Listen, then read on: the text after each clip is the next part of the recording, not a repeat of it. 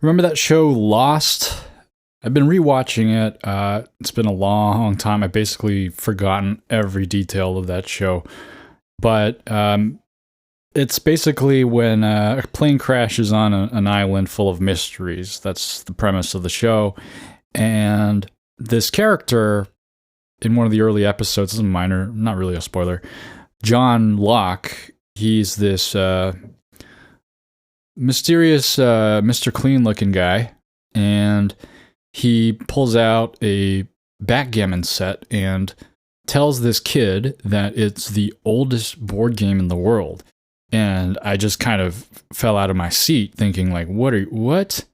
And then I thought about it, and he's like continuing to talk about backgammon, saying that it was, early sets were found in, Mesopotamia. And I'm like, hold on. Oh, this is going against everything I know about Go being the oldest continually played board game in existence.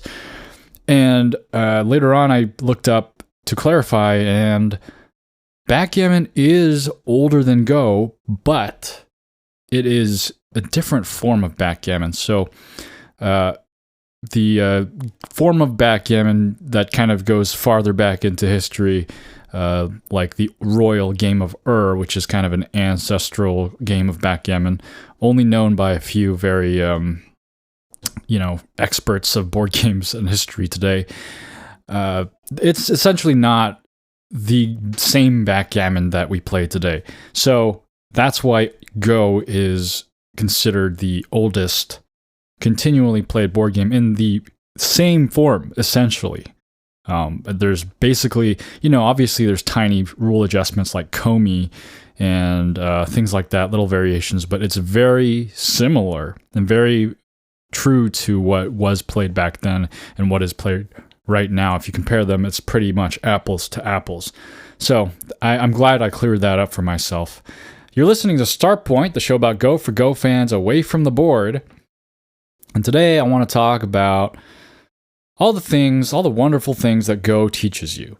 Obviously learning Go, it teaches you how to play Go, how to make Ataris and how to escape ladders and do Tsujis and take big points and things like that. These are all Go related things, but I think that Go also teaches you many things that can apply to things outside of Go in life.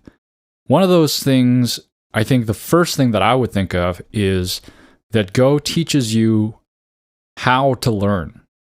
Because learning Go, it's a very challenging thing. And it's like another layer of learning on top of just learning the game. It's like you need to learn how to learn effectively. And one of the ways you do that as a Go player, as you improve, is you need to learn how to break down a problem and break it apart and figure out what all the different pain points are so that you can troubleshoot what you need to work on in your game. Along your journey, I think a lot of us will find that we have weaknesses in one area but not the other, and we'll find all of these imbalances. And if you don't address those imbalances, those little weak points, whether you might have very terrible endgame and you keep losing because of endgame, you might not be able to read very deeply, you might not know the overall strategy of the game, whatever it is that you're learning about the game, you need to learn how to tackle your specific weaknesses and what is lacking in your play in order to move on. Otherwise, if you just keep honing one thing and you don't break down the problem for yourself, you're going to be stuck in the same place. You might get superhuman reading ability, but if you don't know the direction of play, you're still not going to win very many games. And the great thing about this is you can apply this to other parts of life whenever you're learning something. You can go in and let's say you're trying to learn how to shoot an arrow out of a bow. And you can look at it and just think from far away that it's just as simple as drawing a string back and letting go. But you can take this knowledge of how you learned Go and understand that there are many facets to it. How much tension you should be pulling against the string. How do you aim? Where should the aiming start from when you're looking down? I've only gone once, so I don't really know much about it. But just how much detail can go into learning a skill. It's so well illustrated when you learn Go. And so anytime I try to learn something new, I go into that thing fully expecting to be terrible and fully expecting it to take a long time for me to get to a place where I'm comfortable, because that's been my experience with Go. And it's helped me approach many things with a beginner mindset, and I really appreciate that about Go. Another thing that I think Go teaches you to do is use multi-dimensional thinking. Thinking with many facets and not just singular, kind of a tunnel vision type thinking. This kind of relates to what I was talking about with breaking down problems. But in terms of actually critically thinking about the game itself while you're playing, the game of Go, it's really a lot of small goals in service of a larger goal. And you might be able to argue that a lot of other games may have something similar. Settlers of Catan, for example, the victory points that you get, if you don't know Settlers of Catan, with many Euro games, all you have to do is get a certain number of victory points, and then you win the game, and then there are many criteria to get those points. So it's like, oh, you have this big goal of getting as many victory points as possible to win the game, and then you have the individual victory points as smaller goals, but those are kind of one-to-one. It's very step-by-step and linear, whereas in Go, it's quite complex, and all of the different smaller goals are often competing very hard with one another. And they're not only, it's just whether I do this or that, it's like they're on different planes of strategy. And it asks you, the game of Go begs the question, what are my values, right? How do I prioritize my values? There are so many different aspects to the game in terms of getting the biggest number of points, making sure your opponent is attacked and on their feet, making sure you survive, making sure you find all the details that are happening within a position, the implications of one position on another part of the board. There are so many different aspects of it. It forces you to think in many different levels at the game. And I think that's a good skill to have. And looking at other problems in your life, it may force you to consider that there are other aspects of the problem that you may not be thinking about. If I'm just continuously looking at the points and looking at the board and looking at only how many points I have, and I'm just trying to take as many points as I can, I might slip up and lose out on the fact that I have some not very good and not stable positions that can be exploited, right? There's just so much stuff that goes on a Go board. It forces you to really think about things from multiple angles. And again, with the teaching of priority and importance, I had a friend who was asking another friend for advice after a breakup, and he said something along the lines of, "Hey, is it bad if I binge on like ice cream and cookies and junk food to cope with my breakup?" It's a fair question, right? He doesn't think that he's in a clear-headed space, and he's wondering if this is like a bad thing to do. And the response of my other friend kind of stuck with me, because he said, "Yeah, it's probably bad, but it's probably not that bad." Which, it sounds like a very simple answer, and it's like, why would that stick with you? But the thing is that it was not catastrophizing.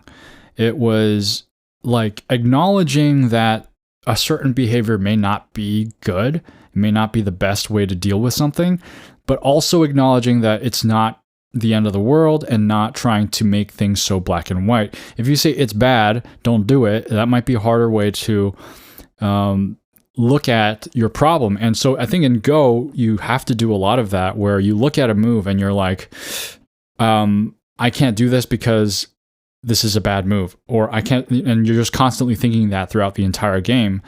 I feel like if you do that, you might lose track of what you really need to do in order to win. Because if you kind of just look at certain things and you're like, this is not ideal, but I can still move on, and this is not as bad as if something else were to happen, then I feel like you can stay flexible and try to go for the win. Another thing that Go teaches you to do is make decisions. I think this is a very common problem among a lot of people so they can relate to this problem, is not being able to make decisions. Sometimes we just don't know what to do, and each decision we make looks bad, or each decision we make looks good, and you just don't know whether to do it this way or that way, and we get analysis paralysis. And with Go, it's like amplified. It's like an indecision breeding ground for at least for me. Sometimes, like when I look at the board, I just sometimes get this freeze up and I don't know what to do. But the game teaches you that you have to do something. You can't just let time tick, and you have to make a move. And like, you gotta just go for it. Like, you gotta, whether it's a bad decision or a good decision, you gotta make a move.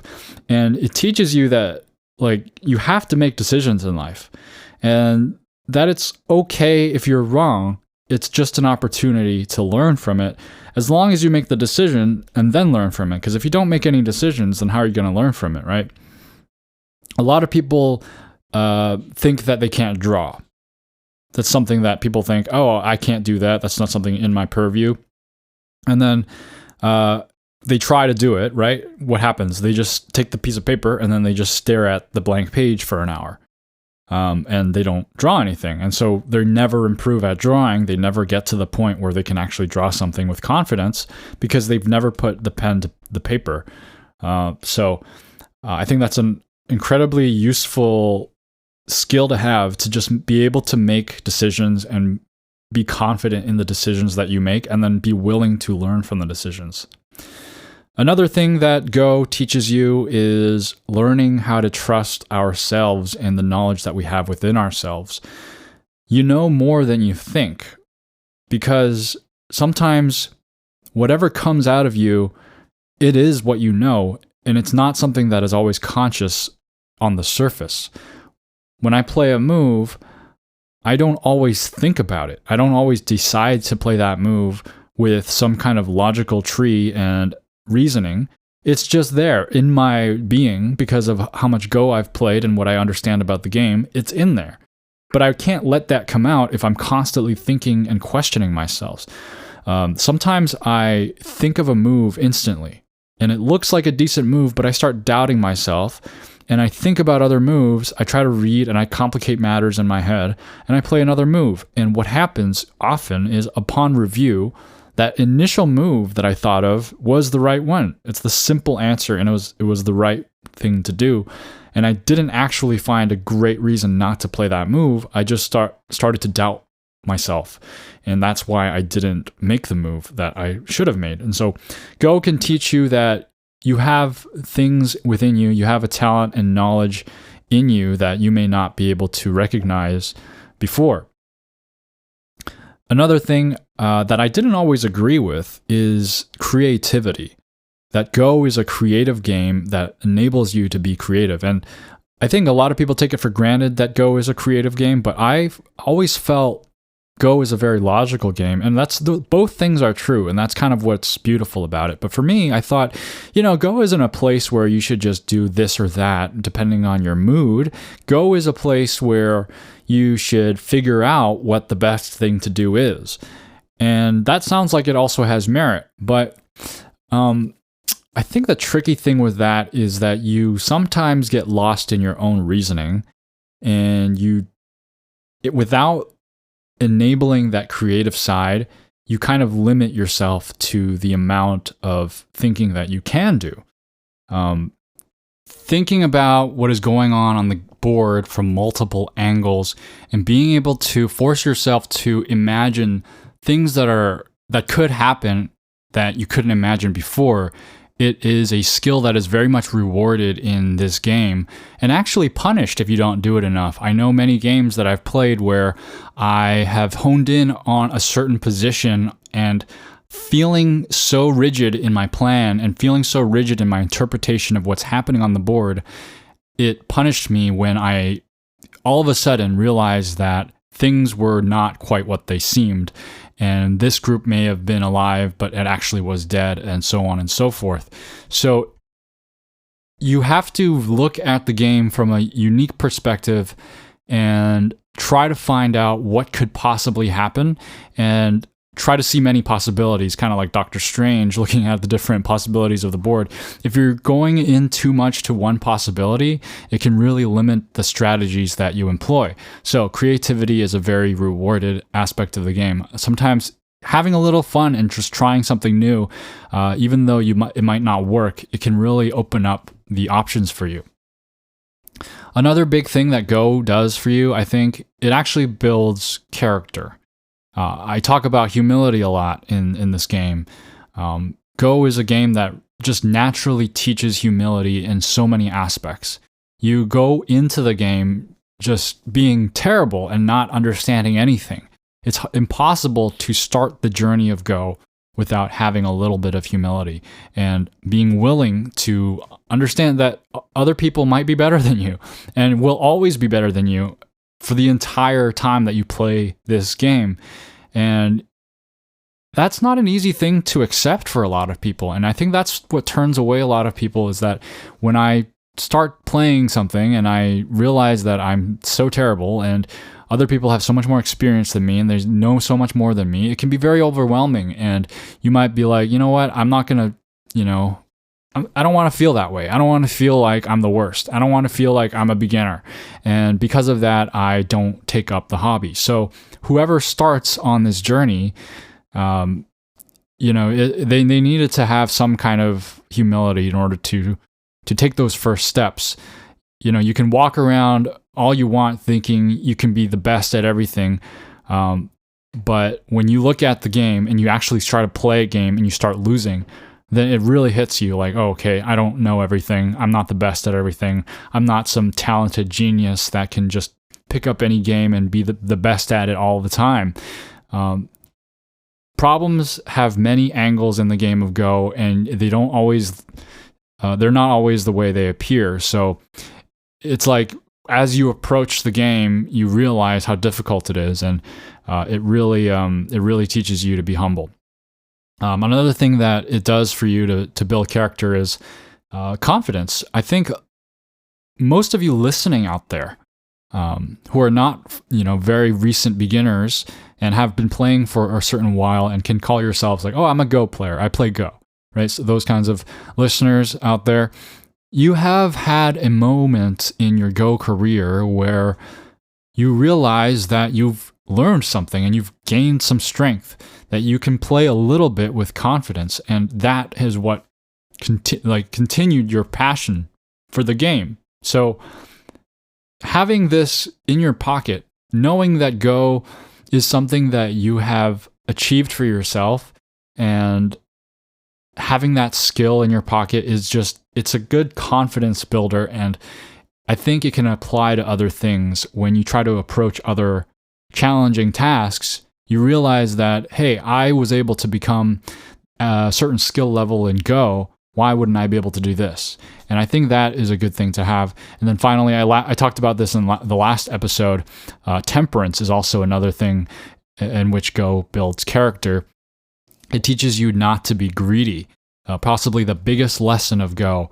Just don't be greedy, because that's like, you realize how greedy you are when you play Go. And I think that when I started playing Go, I started noticing certain character traits that I didn't want to notice. And I thought, you know what? I realized that I'm a flawed being. And when I look at this game and how I play it, I can see all those flaws come out. And how do I stop being so greedy? How do I stop being so aggressive? Right? These are things that I didn't know about myself until I started playing Go. Another thing that I think, maybe this isn't something that Go teaches you, but what Go is, I feel like it's a teacher of the truth. Because I've always liked this one interview of Bobby Fischer, where he says that chess is a search for truth. And I've always loved that, because that's kind of how I approach the game. And one of the reasons why I love the game, because it is like, the Go board is the ultimate arbitrator of debate. When I'm talking about different debates that are just like verbal debates, things can get out of hand, things can get kind of messy. You don't know who's right, who's wrong, and it's very subjective. You might both go your own way thinking that you're completely right and you're completely disagreeing with each other. But Go, it's like this pure moderator of an argument. And when you place the stones on the board, they speak for themselves. Not to, if you know, you know. But the stones speak for themselves, and it will reflect the truth. And no matter what your opinion is about what will win you the game, you can't lie on the Go board, right? It's just going to reveal all your mistakes, and whoever makes the best arguments in Go will win the game. And I love the scene of people huddling around a Go board and talking about the moves. And I feel like I can describe that as a collaborative effort to find the truth. And it's, I think, very similar to other things like science or philosophy, where many people gather in search of a singular truth that they can come, to share in common with each other. And I think that's what makes Go so beautiful. There's also some cognitive benefits of Go, which I probably should do some more research on before just talking about it. But I have heard that it helps with preventing Alzheimer's. So there's that. And then finally, I think one of the most beautiful things that Go teaches you is the culture and history that comes with the game. Go hobbyists will always learn something new about Japanese culture and Japan's influence on the game, as well as the other kingdoms of Go. East Asian culture is kind of like sometimes a big black hole in the West where people don't really know much about it. And Go is like a very nice way to look into that culture and look at it from a historical standpoint as well. The game has such a rich history. And again, like this is something I've mentioned as well, where I love learning history through the lens of something very specific, whether it's like the invention of the MP3 player, or just like random things like where the tomato came from and how the tomato went through history, and just learning all the details surrounding those things is my favorite way to learn history. And through Go, you can learn a lot of things just by looking into the history of the game. And you can even peer into the minds of people from over 1,000 years ago through the game record, which is quite a unique experience. So I think these are some great things that Go teaches you. Every Go player, I think, has gotten to a point when they play the game where they can say, I actually am a little good at this. Like, I'm not great at this, but like I have something. And that, once you get to that point, you never drop it, and you realize that you're in for this for life, because it's such a satisfying thing to have understood something so enigmatic and difficult to understand. And I think it's such a huge confidence builder to be able to do that for yourself. And it's quite a unique feeling. You really can't describe it to anybody else who hasn't gone through it. It's time for the DDK Advice Corner, and the tip of the day is don't start a petty squabble when you have your whole life ahead of you. All right, that sounds like a very proverby DDK Advice Corner tip. But let me lay out the groundwork for this.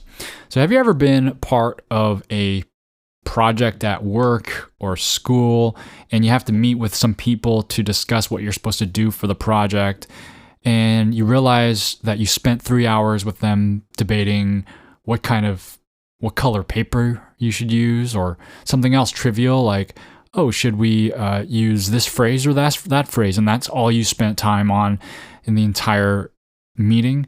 Well, that's kind of like when you are starting a game of Go and you're taking a couple of corners here and there, but then before you keep on taking big points, you decide to attach to one of your opponent's stones and just hash out a fight there and then. There's plenty of other stuff to do that is more worth your time than to start a scrap with your opponent. Try not to do that. Do that later when you need to start something in order to change the pace and tide of the game, that's a more appropriate time to do an attachment, which is a very aggressive move. If you don't know that, an attachment is an aggressive move when you put your stone right next to your opponent's stone. Unless it's part of a Joseki, then I'll make an exception there. But overall, in the beginning of the game, in the first few moves, do not attach to someone's stone. Otherwise, you're probably going to be in for a very wild ride, and it's going to be unpredictable for you and your opponent. Now it's time for listener mail. Nightwalker writes in response to the How to Feel Like a Pro episode, I'm looking forward to this type of study. It sounds like a lot of fun. If anyone has suggestions for videos that have good in-depth reviews, I'm trying to find some now. Would be nice if someone did reviews with links to SGFs to make this even easier. Not really advertising, but what I'm looking at now is going to give Junior 4YA reviews a try. So this username is it's just like random letters and numbers that I don't understand. JR4YA reviews to try. But currently I'm just seeing what ones I can line up to SGFs either on Wall Theory or GoKifu.com. Just curious if anyone has other suggestions. Thanks for writing in, Nightwalker, and I still have yet to try it. I will try it, I swear. But just to recap, the study is when you look at an SGF of a pro game, you memorize, let's say, 150 moves of that game, and then you look at a corresponding video review by a stronger player. That's the basic outline of study. And there's plenty of YouTube videos out there where they review pro games, so I think you just gotta just search pro game review and then find one that you like and then look up the SGF for it. Sometimes, finding SGFs can be difficult. Sometimes the YouTube creator will link the SGF in the description, but overall, I don't think it's very difficult to do. Worst case scenario, you could maybe, I don't know, maybe that's too tedious. I was thinking you could just mute the video and then draw out the SGF, but maybe that's a little too intense. Probably easier to just find a matching SGF. Anyway, thanks for writing in. And then my boy writes, I really appreciate that you upload in the mornings so I can listen while I get ready for the day, smiley face. Well, I really appreciate that you really appreciate that I upload in the mornings. I just set it for that time so that people like you can listen as soon as it's uploaded. Unfortunately, last episode there was a lot of technical difficulty with the RSS feed getting synced on YouTube, so I don't know if you guys saw any hiccups, but if that's something you saw where you saw duplicate episodes or the episode was gone for a second, that was why there's some issues with YouTube. Thanks for writing in. And then Banana Quark 1164 writes, I'm so happy to find content just to listen to for the time you're obsessed but can't watch. Yep, that's why I'm doing this. I've always gone into the car and wanted Go content to listen to, and I've literally put on Dwyron videos without the video part and just listened to him talk. And then eventually, sometimes he talks about things that are very applicable when you don't need to look at the board, but then he, invariably he goes into a game and says, this position is this and that, and then I'm like, okay, I don't understand what he's saying anymore. Thanks for writing in. And then 9 Dark Cats, right, Here We Go is the absolute best Go channel. Well, that's high praise. And thanks for writing in. Crispy Toast 4772 writes, always great to see a new star point on a cold Monday morning. I have never tried memorizing/studying pro games. As you mentioned, their moves have always seemed far above my level, around 10Q. I will try to set some time to go over the pro game you listed. If you continue to follow this learning path, I think it would be great if every time you found a good pro game and review that you mentioned it on your podcast so that others like me can attempt to learn it as well. Thanks for writing in, Crispy Toast, and I'll definitely consider doing that, but just no promises on whether I'll continue on this path. I seem to pick up a new way to study every month, and I don't know how to stay consistent. And then at the 10Q level, you know what? I can't really recommend intense pro game study there. But I think it is still helpful. Even, you know what, this is one of my controversial opinions, which is pro game study, even at the double-digit Q level, to some extent can help. But just don't think too hard about it and just look at the game and see how they play. Becoming familiar with the language of Go, it's like watching TV. When you're trying to learn a language and you watch a little bit of the TV, you see how the way they speak and you're like, oh, you don't understand everything, but you're like, oh, okay, so the way they use these words, it doesn't seem to match with the way I've been using the words, so there's something off that I need to learn. And just being able to check in with that standard of the pro game, it can help, I think. The pitfall is if you get too obsessive with pro games and you just keep memorizing them, it's really not going to do you too much good at the lower levels. My level, I don't know. I really don't know how good it is at this level that I'm at, but I will try and see if it benefits me. So again, thanks for writing in. And then finally, we got Sadaharu writing in. I used to study a lot of pro games, but nowadays I only have time to focus on my own games. I think if I were to compare, analyzing my own games and finding my weaknesses is more effective than studying pro games.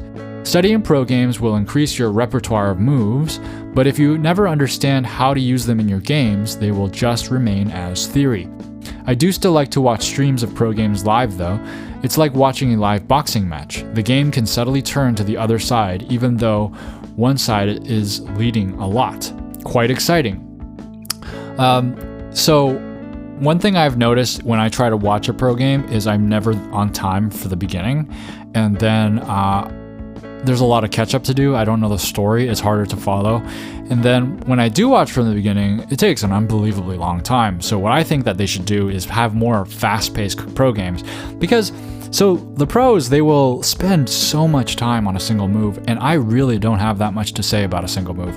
I'm not good enough. I just don't know enough things to be thinking about. I'm like, what could they possibly be thinking about for like 10 minutes on this bar position? So having a faster time control can make things a lot more watchable, I think, for me. And, if I was stronger like you, I would be able to appreciate the pro games more watching live. And then Sadaharu also adds, oh, by the way, Wu Xin Yuan is a young Singaporean girl? If yes, then I definitely played her before. She was very strong for her age. Well, that's actually, it seems like she's already making a name for herself. So, again, everyone watch out for Wu Xin Yuan, apparently from Singapore. So, that'll do it for listener mail, and the question of the week this week is, what has Go taught you in life? Has it helped you approach things differently in life? Has it taught you things about yourself? I want to know about what your experience has been. So if you want to share your thoughts on this question, or if you have a Go story to share or have a question you want to ask me, you can comment on YouTube or the Reddit post for this episode, or you can email me directly at starpointpaduk@gmail.com. That's starpointbaduk@gmail.com. If you're a YouTube listener, I would greatly appreciate a like and or subscribe, and if you're a podcast listener, reviews and ratings also help. A special thank you to Bellicose and Tristan for supporting Starpoint, and if you want to support the show in any capacity, you can go to kofi.com/starpointpaduk. That's ko-fi.com/starpointpaduk. And you know why circles are bad at Go? They don't have any points. Thanks for listening. Keep playing Go.